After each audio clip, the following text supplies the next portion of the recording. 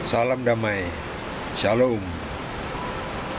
Kita lanjutkan dengan kitab Roma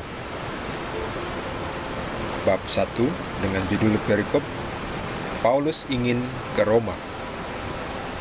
Pertama-tama aku mengucap syukur kepada Allahku oleh Yesus Kristus atas kamu sekalian, sebab telah tersiar kabar tentang imanmu di seluruh dunia.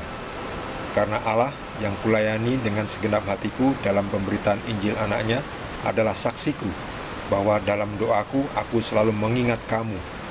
Aku berdoa semoga dengan kehendak Allah aku akhirnya beroleh kesempatan untuk mengunjungi kamu, sebab aku ingin melihat kamu untuk memberikan karunia rohani kepadamu guna menguatkan kamu, yaitu supaya aku ada di antara kamu dan turut terhibur oleh iman kita bersama, baik oleh imanmu maupun oleh imanku. Saudara-saudara, aku mau supaya kamu mengetahui bahwa aku telah sering berniat untuk datang kepadamu, tetapi hingga kini selalu aku terhalang, agar di tengah-tengahmu aku menemukan buah, seperti juga di tengah-tengah bangsa bukan Yahudi yang lain. Aku berutang baik kepada orang Yunani maupun kepada orang bukan Yunani, baik kepada orang terpelajar maupun kepada orang tidak terpelajar. Itulah sebabnya aku ingin memberitakan Injil kepada kamu juga yang diam di Roma. Demikianlah sabda Tuhan. Paulus ini di Roma sudah ditahan. Lalu ini kisahnya adalah Paulus menulis surat kepada umat di Roma, ya. Tidak disebutkan dari mana, tidak disebutkan, tetapi di sini disebutkan bahwa Paulus ingin ke Roma. Jadi dia menulis surat. Jadi jelas ketika menulis surat ini Paulus mungkin tidak berada di Roma, ya. Di Roma pun Paulus sebetulnya ingin memberitakan lagi Injil kepada kamu yang diam di Roma. Ya, Paulus sebetulnya juga sudah, ya. Tapi ingin meneruskan karena Roma itu kota yang besar. Romawi, kerajaan Romawi. Sekarang ini Italia. Itu sebuah kerajaan yang besar waktu itu. Aku berutang baik kepada orang Yunani maupun kepada orang bukan Yunani, juga berutang baik kepada orang terpelajar maupun kepada orang tidak terpelajar. Jadi Paulus ini orangnya rendah hati, mau mengakui keterbatasannya, bahwa dia juga butuh kerjasama dari berbagai pihak, termasuk dari orang Yunani maupun bukan orang Yunani, baik orang terpelajar maupun orang tidak terpelajar. Jadi Paulus tidak menganggap rendah orang yang tidak terpelajar. Dari orang terpelajar yang tidak terpelajar pun Tuhan ingin memberitahu kita, ingin kita belajar. Karena kadang orang yang tidak terpelajar itu bukan berarti orangnya lebih bodoh dari kita, bukan. Mungkin dia lebih tahu dalam bidang yang lain, tapi dalam bidang yang tertentu dia kurang tahu, kita yang lebih tahu. Jadi saling melengkapi. Jadi orang yang pintar itu orang yang mau belajar. Orang yang bodoh itu orang yang tidak mau belajar. Jadi sebetulnya semua orang itu kan berawal dari ketidaktahuan, lalu belajar, lalu menjadi pintar. Nah, orang yang bodoh tuh orang yang tidak mau belajar, tetap aja jadi bodoh.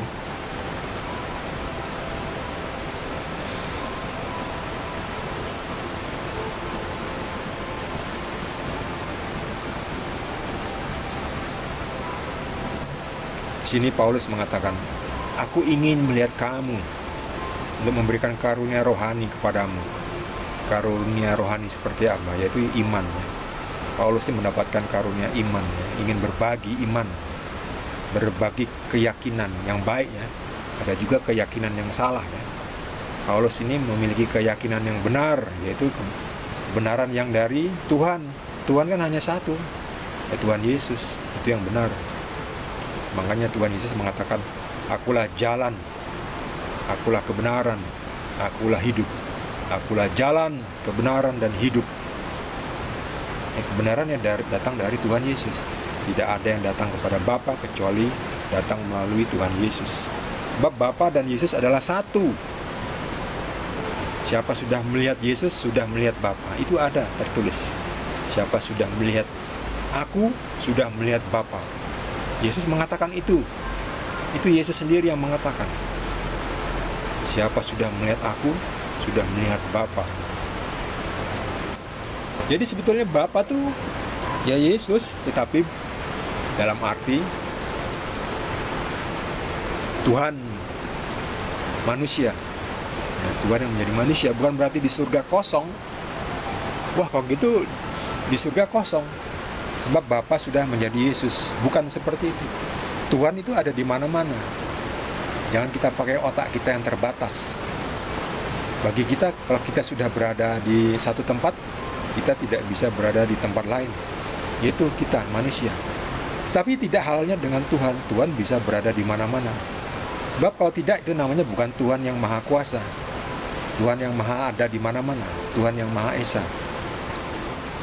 Dunia ini ada bulat ya. Dunia bulat, bukan dunia datar ya.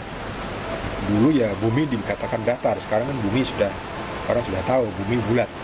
Kalau di bagian di Indonesia ini terang, di bagian bumi sebelah sana itu gelap.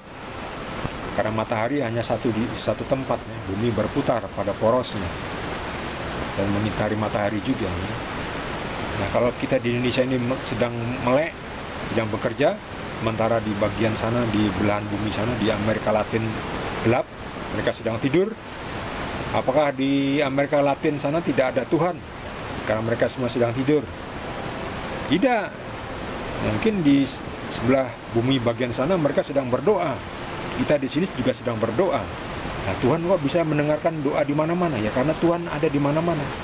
Jadi ketika Bapa ada di dalam Yesus, bukan berarti di surga kosong. Kalau surga kosong nanti dirampok oleh iblis. Iblis ada di mana? Iblis bergentayangan. Jadi surga ada Tuhan. Tahta Tuhan tidak kosong. Lah kok bisa? Ya bisa, Tuhan bisa menjadi manusia. Manusia yang tidak bisa jadi Tuhan. Jadi jangan kita mengatur Tuhan. Kita yang diatur Tuhan.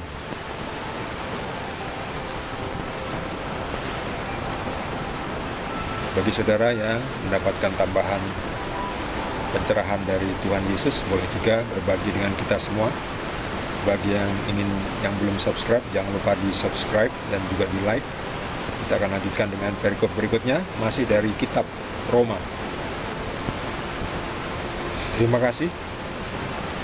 Tuhan Yesus berkati kita semua.